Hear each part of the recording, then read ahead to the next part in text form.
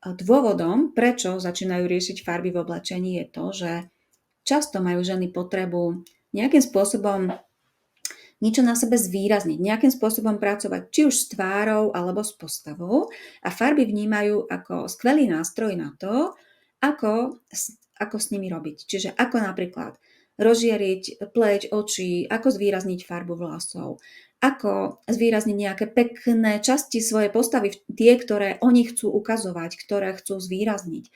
A naopak aj to, ako možno upozadiť alebo urobiť menej výraznými zase iné časti svojej postavy. Alebo ako nejakým spôsobom dorovnať, zharmonizovať v prípade, že máte nerovnaký objem na jednotlivých častiach postavy.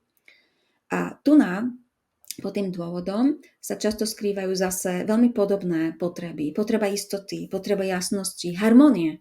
Aby treba aj tá postava vyzerala harmonicky. V prípade, že mám treba oveľa viac objemu v spodnej časti postavy ako v hornej, farbami sa to dá korigovať, že je tam aj potreba tej harmonie, vyvážiť to nejakým spôsobom. A zároveň mať na sebe kombinácie farieb a farby, ktoré harmonicky ladia nielen s tou postavou, alebo pomáhajú tej postave, ale harmonicky ladia aj s tvárou.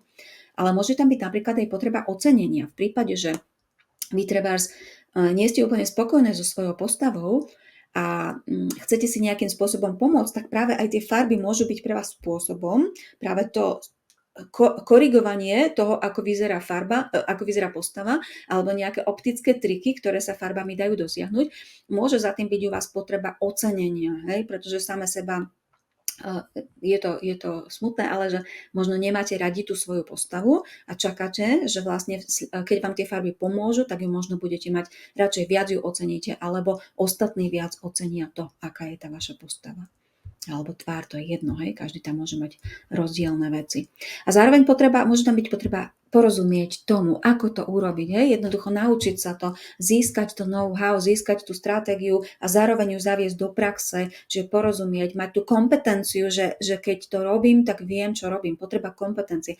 A ešte mi tam napadá potreba slobody, pretože v tom zmysle, že ja sama sa slobodne môžem rozhodnúť, čo chcem na tej svojej postave tými farbami zvýrazniť a čo potlačiť alebo na tvári.